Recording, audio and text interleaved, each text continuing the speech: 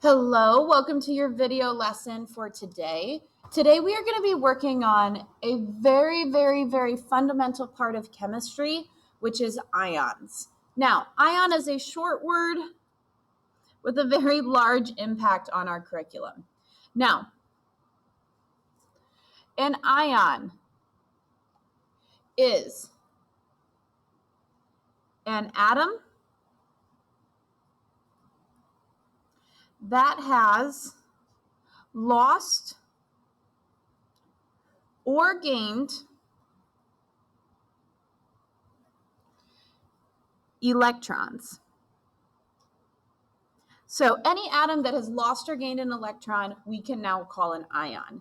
Now, they don't just lose electrons randomly. They lose or gain electrons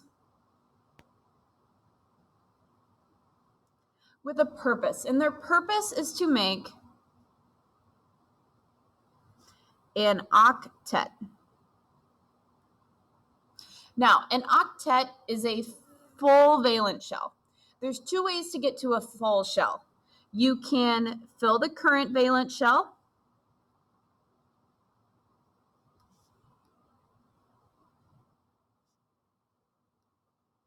and this one is pretty logical. If I have 6, I need to add 2 more to get to 8. The other way to get to an octet is to empty a current valence shell.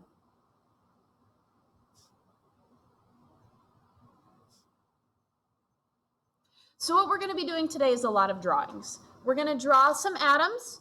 We're going to do the Bohr model and the ion Lewis dot model.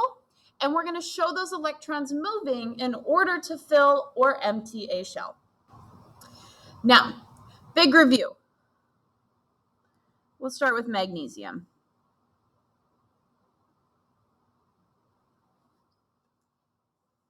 Magnesium on the periodic table is element 12. It has an atomic mass of 24.3.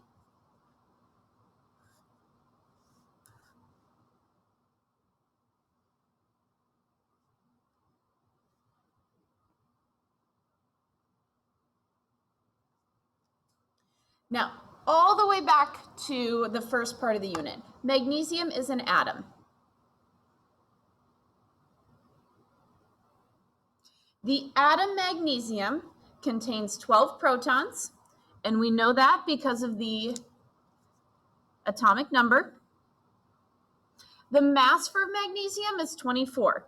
So total mass is 24, 12 of those are protons. The other remaining mass is neutrons. So we have 12 protons and we have 12 neutrons. We also have some electrons, and we already know that electrons live in shells. Now, for magnesium, we're going to start off with the Bohr model. So, Bohr model of magnesium, draw some shells.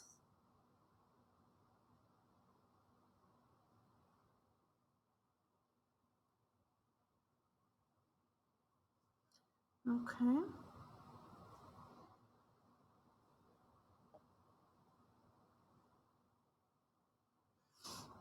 And start filling. We have 12 protons in magnesium. I'm going to keep that accounting system off to the side. All right. Now, I'm going to start neutral, so I'm going to start with 12 electrons.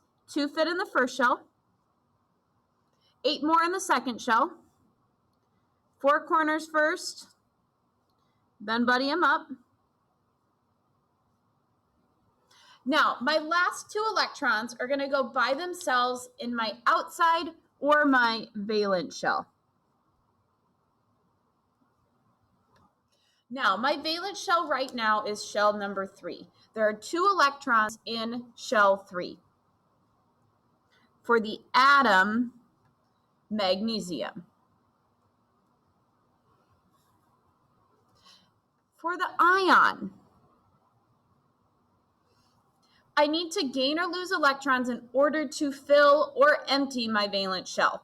Now, shell 3 is full with 8 electrons. So I'm currently at 2. I have a choice. I can gain 6 or I can lose 2. atoms are going to take the quickest path. Easier to lose 2 than gain 6. So magnesium is going to kick out 2 electrons. Now, my new ion model is going to have a couple of changes. Nothing's going to change in the nucleus. However, my electrons are going to change.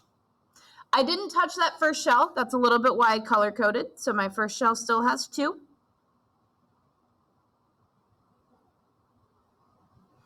My second shell didn't touch any electrons from that second shell.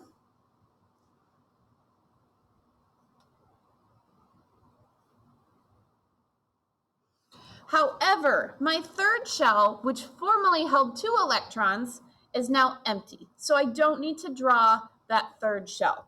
And I can see my ion. I have lost or gained electrons, and I have made a full valence shell. My second shell is now full with 8. Now, while I was making my ion, I changed my number of electrons. Started with 12, lost 2, and now I had 10. To figure out my charge, we are comparing our positives, which are protons, to our negatives, which are electrons. I did not change my protons at all. I still have 12 protons.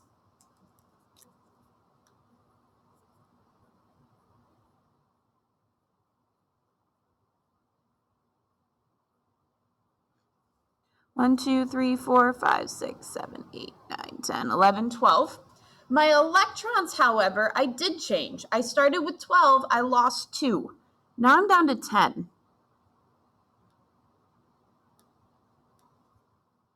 And I can see a charge imbalance here. All of these charges neutralize. I have 1 positive for every negative. But I have 2 positives that are not neutralized. This is my net charge of my magnesium ion.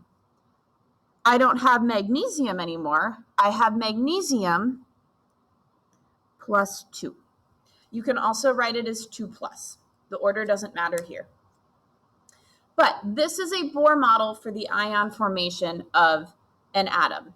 Now, given this example, you should be able to do any example of a main block element. But we'll do one more together just to double check understanding.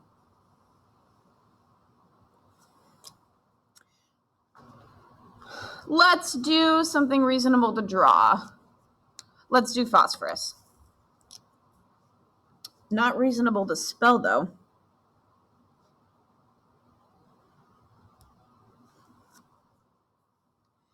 Phosphorus is element 15.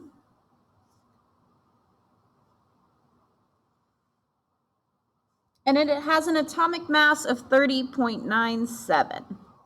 Okay, start with what we've been doing, which is the Bohr model of phosphorus.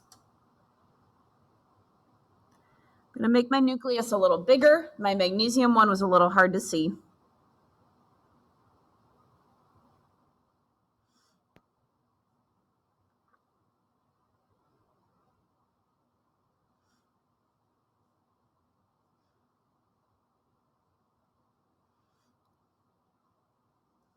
Okay, phosphorus is element 15, so I have 15 positive protons in the nucleus. My atomic mass is 30.97, which I'm going to round up to 31. 31 minus 15 gives me my neutrons, which is 16. Now, I can go ahead and start filling my electrons. Remember, we're starting with the neutral atom first. The neutral atom for phosphorus has equal protons and equal electrons. So I need 15 protons. 2 go in the first shell. 8 can go in the second shell. 4 corners. Buddy up. And now I'm at 10 and I'm close to my goal. So I lost my red pen. All right, these are going to be blue now. Where did that go? find it later. Okay, so I'm at 10 electrons. I need 5 more. 4 corners. Buddy up. And this is my neutral phosphorus atom. 15 protons, 15 electrons. Now, in order to get to an outer shell, I could gain 3 or lose 5. Take the path of least resistance. Shortest path, gain 3. Now, these are probably not symbols you've seen before, but they look a little bit like our highway merge signs, honestly. This type of symbol means that those electrons are leaving the atom. This type of symbol means that the electrons are entering. Okay, so I've drawn my change. Now I want to draw my product. Nucleus isn't going to change. 15p, 16n.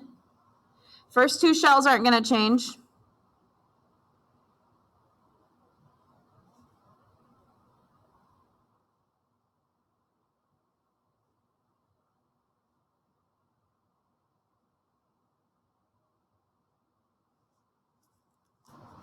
Okay, now drawing my electrons. Didn't touch the inner shell. Didn't touch the second shell.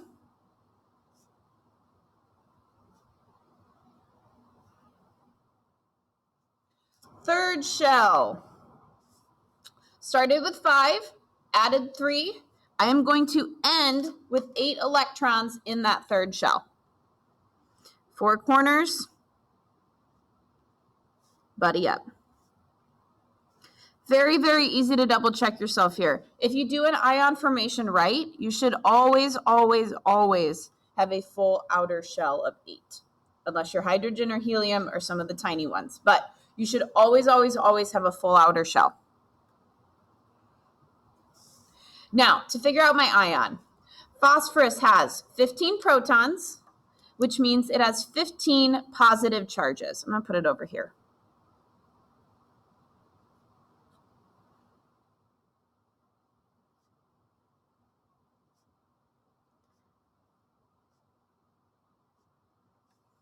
Now, my electrons, I started with 15, and I added 3 more. So I'm going to get to 15.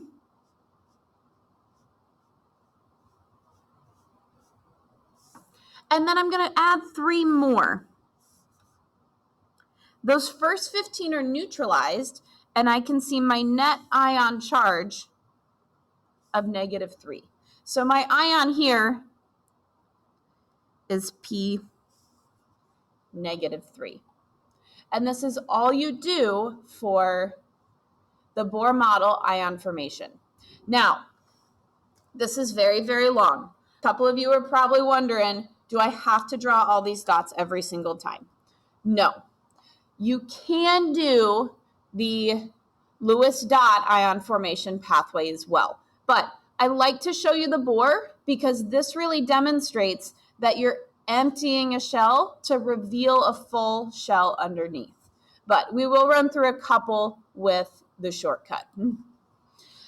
Now, remember, our ion shortcut is called our Lewis dot structure, which we covered last time.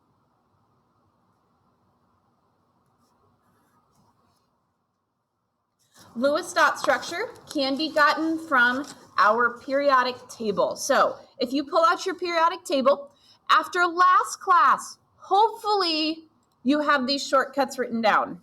We numbered the columns.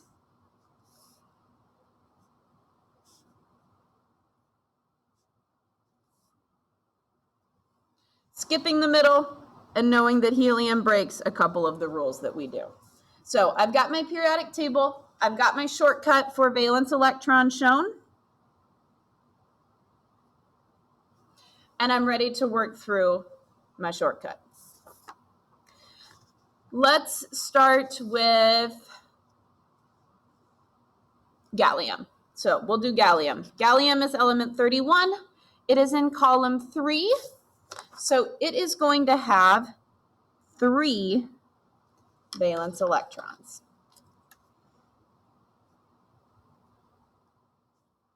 Now, it's really easy to see here.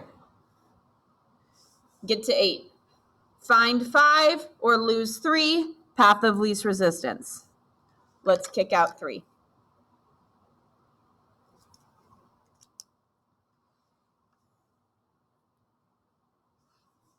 Now, charge-wise, remember, kicking out 3 is really minus 3 because we're losing a negative electron. Anytime we lose electrons, we become more positive because we're losing that negative charge. So, lose 3 is going to become gallium plus 3. All right?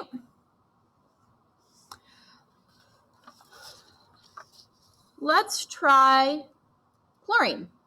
So chlorine is element 17. It's in column 7. So I'm going to give it 7 valence electrons.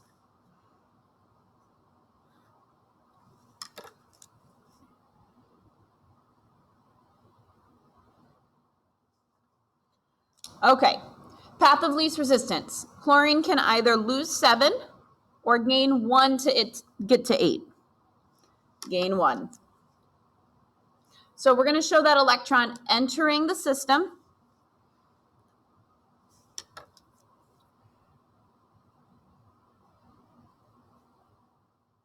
We're going to show all of the dots. So in a negative pathway, we are going to show all of the dots.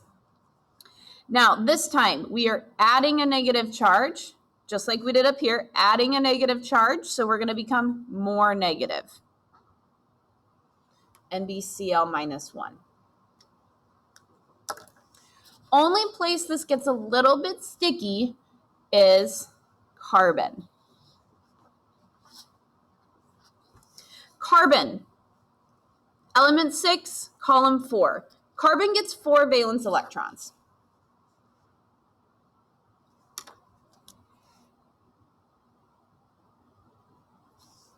Now, path of least resistance. Gain 4 or lose 4. Both are equally far away, so both can theoretically happen. Now, some atoms prefer one over the other. We'll talk about that a lot more in Unit 3, but path of least resistance, carbon is 4 away from either filling or emptying its shell, so it can do either. I don't care which one you pick, but your arrow must match your product. So if I draw carbon losing 4, my product better show an empty carbon with a positive 4 charge because we're minusing minus 4.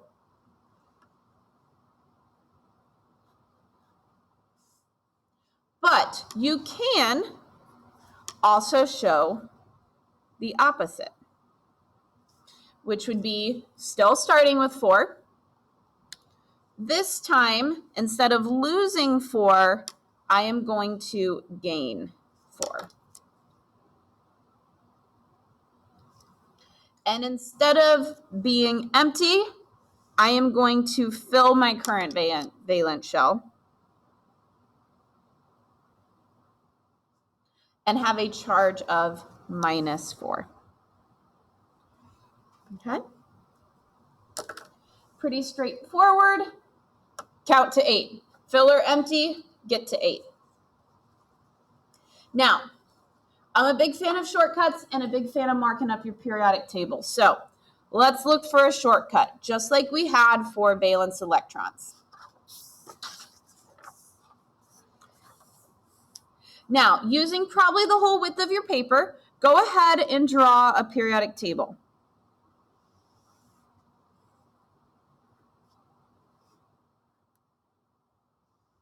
I don't care about that middle section, so it doesn't need to be very long, but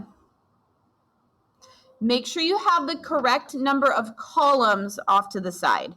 I have a tall one, a short one, 5 at this height,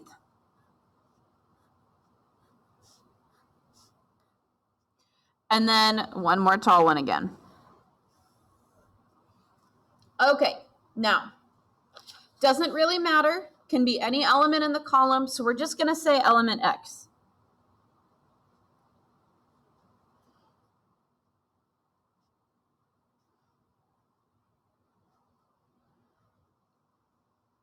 Now, we already know our pattern for valence electrons.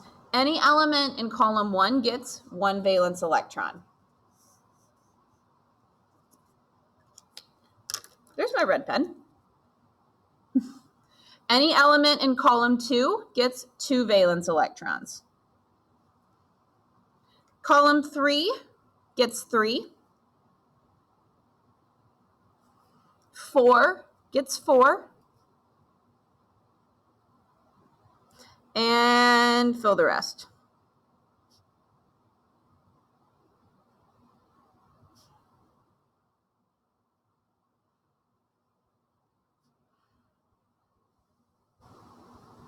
Column 8 gets 8 with the exception of helium. Helium is so tiny, it gets 2.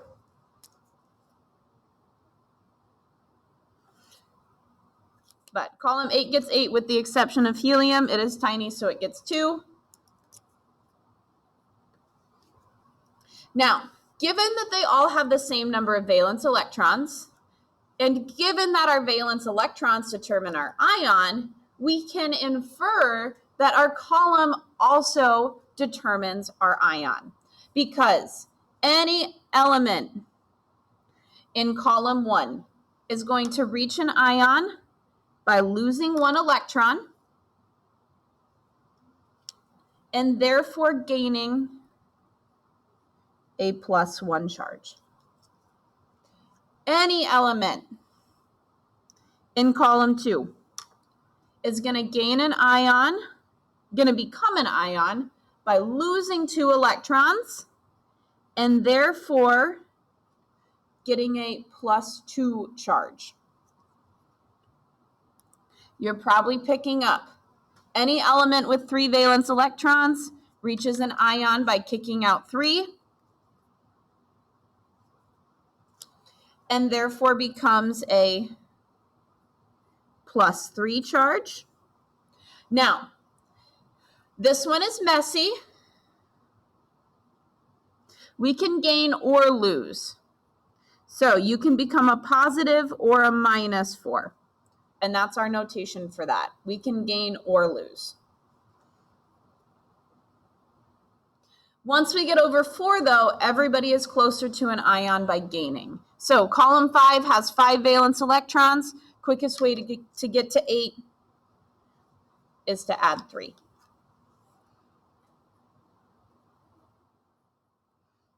Column 6 has 6 valence electrons. Quickest way to get to 8 is to add 2 and become X - 2. And in column 7, quickest way to get to 8 is to add 1 and become X - 1. So we can see our valence electron pattern, which is really just our column pattern. We've already got that marked.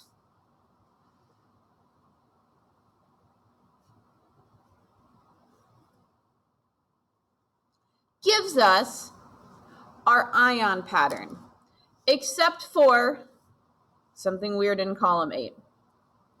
Column 8 is already at 8. It's already full. Even helium, which has 2, is already full because that first shell can only hold 2. So column 8 is actually going to form, and I'm going to turn you sideways, no ion. Because every element in column 8 is already at a full shell. So nothing in column 8 is going to form an ion. However, everything in column 1 is going to form an ion with a +1 charge.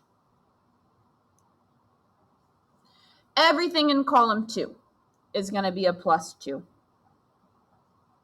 Everything in column 3 is going to be a +3.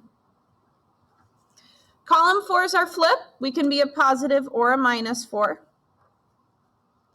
Everything in column 5 is a minus 3. Everything in column 6 is a minus 2. And everything in column 7 is going to form an ion with a minus 1 charge. This is called your common ion. Now, that's not a real term. That's a term I use, but this is your common ion pattern. Given the column, I can predict the valence electron, and my valence electron will predict the ion that I form. So you're starting to see chemistry is patterns on patterns on patterns. Okay, that's it for ions. Everything we're doing, count to 8. Fill or empty, quickest way to 8. Now, if you check in your planner, I also left these notes with the sub. You can see that now we are going to go and work on our homework sheets. So once you've got this video done and the notes taken, you can go ahead, let's start and finish our ion homework sheets. It can look like a lot, but these ions are very, very, very fast.